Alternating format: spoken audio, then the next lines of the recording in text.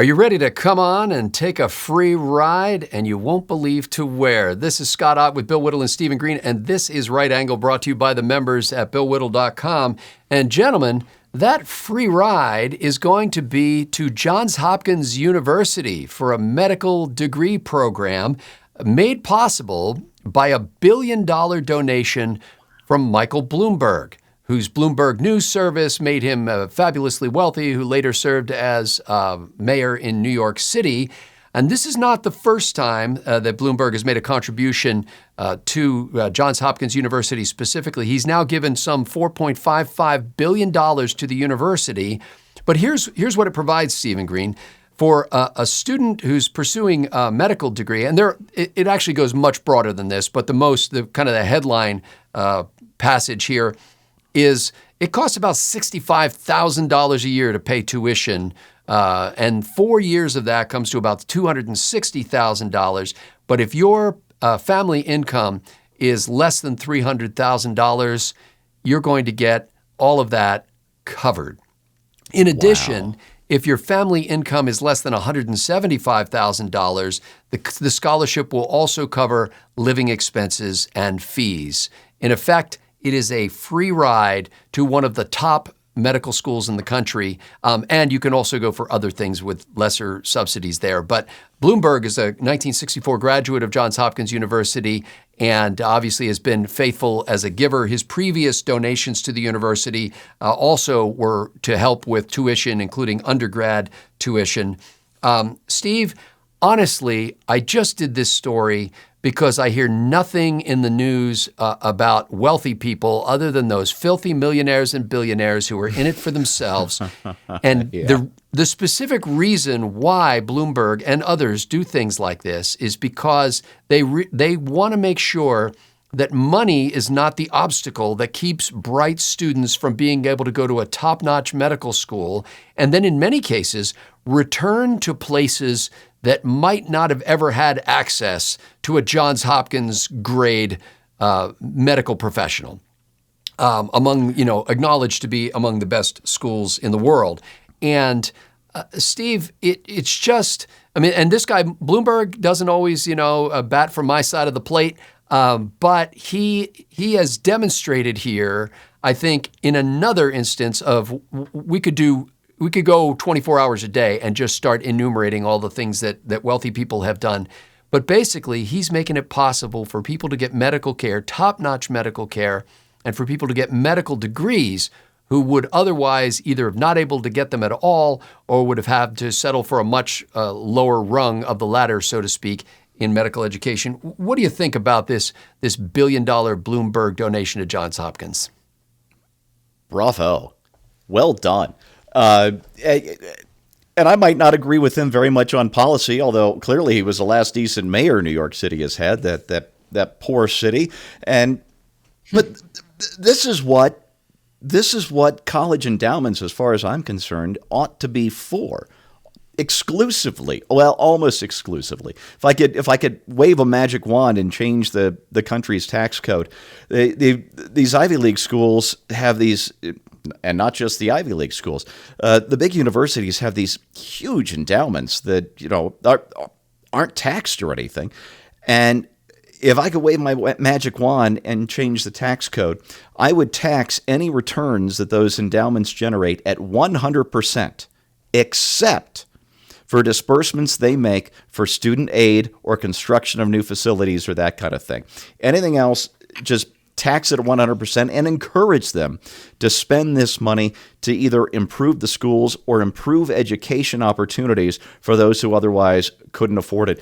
And if we did that, if we encourage these schools, if we incentivize spending these endowments the way they really ought to be spent, you would see the cost of education come down. And there are other things we could do as well. We could get the federal government out of the student loan program. We've done, I don't know how many segments of this show talking about how that's inflated the price of education in this country and really changed the calculation for whether or not even an undergraduate degree is worth it. I've had a conversation with my younger son. He just turned 14, and seemingly out of the blue a few months ago, he decided that what he wants to do is pursue a law degree. He wants to practice law. And the way that child wears me down with arguments, I'm pretty sure he's going to become a trial attorney, and a very good one at that. He doesn't let go. He's the pit bull. He gets those teeth in you, and just forget it. He will wear you down. But I've had to explain to him that my generation, I'm Gen X. I graduated high school in 1987, and what they told us then is changed. You get into the best school you can. You don't worry about the cost because that degree is going to pay for itself. It's not true anymore. So what I've advised my now 14-year-old, if he wants to go to law school, is spend those first 2 years, spend them right here at home. Go to a local school, get your associates for as little money as you can possibly spend, then finish up your undergraduate again at a nearby school. Stay here at home if you want to. We're going to keep those expenses low, and then when you're ready for law school, we'll discuss how to take that on. Because as I said, the calculation has changed. The return ratio has changed tremendously in the last 15, 20 years. So bravo to Mayor Bloomberg, former Mayor Bloomberg, for doing what he can with $1 billion of his own money to change that calculation back where it ought to be for one of the best schools in the country.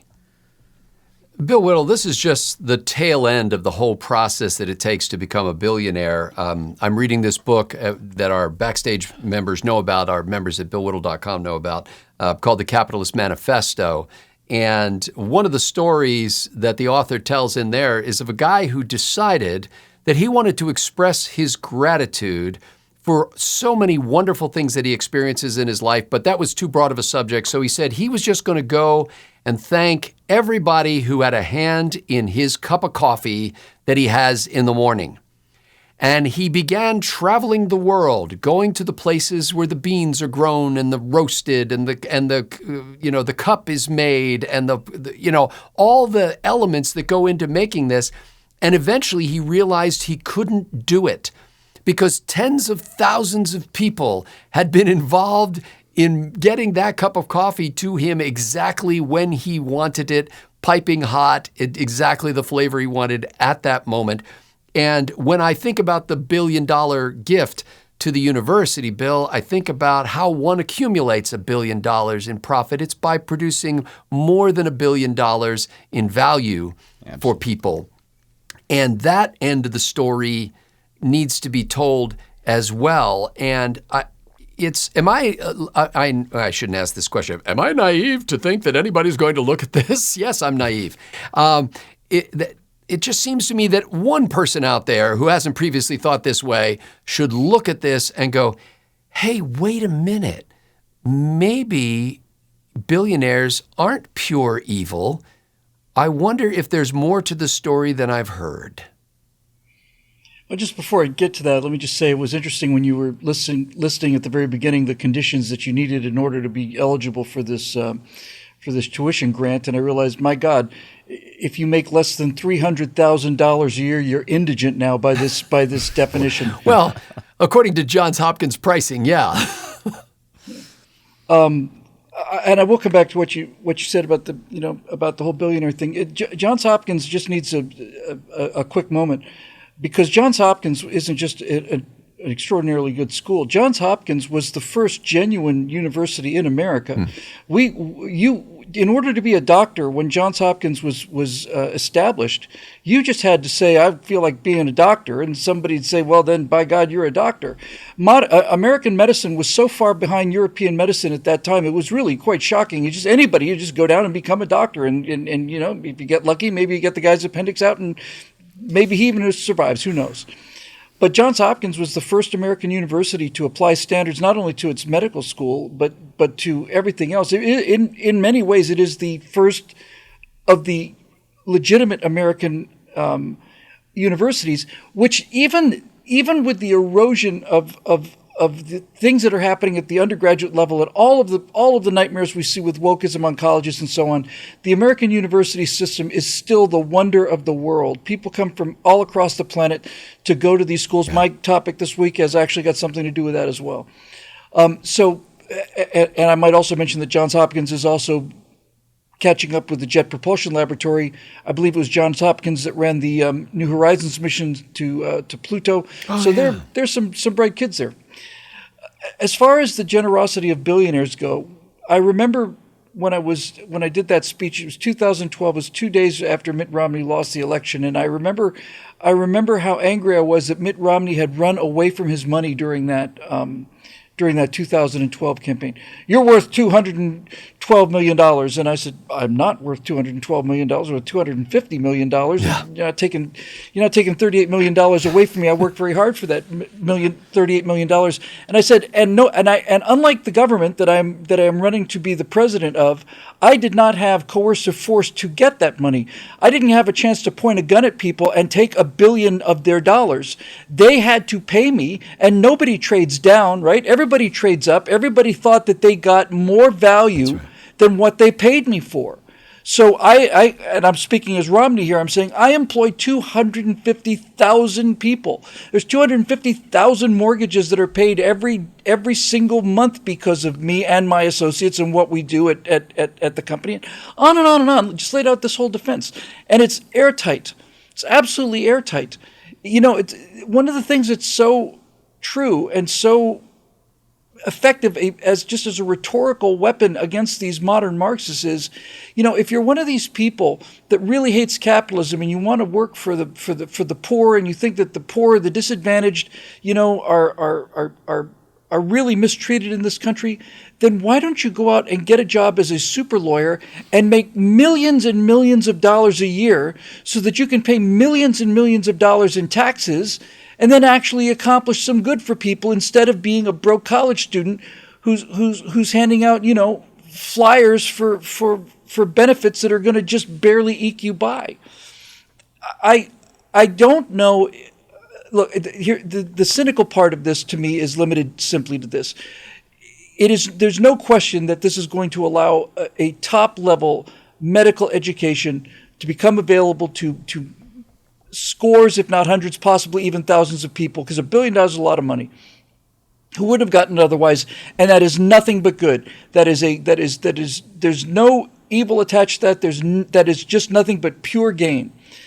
I suspect that this idea that if you come from an impoverished family that can't afford a Johns Hopkins Medical University degree, and then you go to Johns Hopkins and you graduate from Johns Hopkins University, the idea that you're going to go back to Mayberry and practice medicine there with a Johns Hopkins degree strikes me as a wee bit unlikely.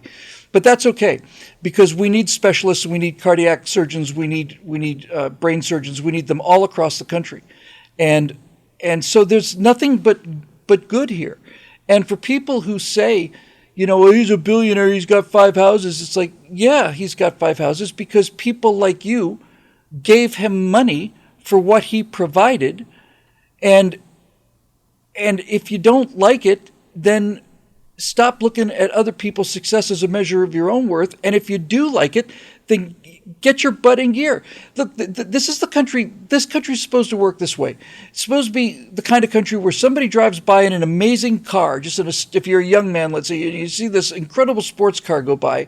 In most countries in the world, people should say nobody should have a car like that. In America, you should be saying, I want a car like that. What do I have to do to have a car like that? How hard do I have to work to get a car like that? And then go get the car, or don't. Or don't. If you want to just stay on the couch and sleep until 3 and play video games and work at 7-Eleven to pay your bills, that's fine with me too. I don't care.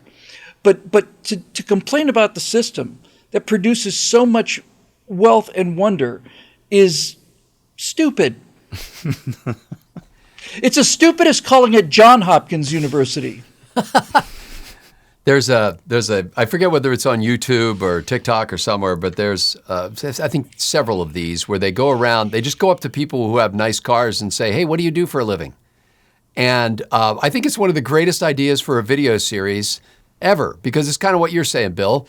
It's like you see somebody with a car like that, and the instinct in the average American should be to go, hey, what does that take? Like, what do I have to do if I want to drive around in a car like that?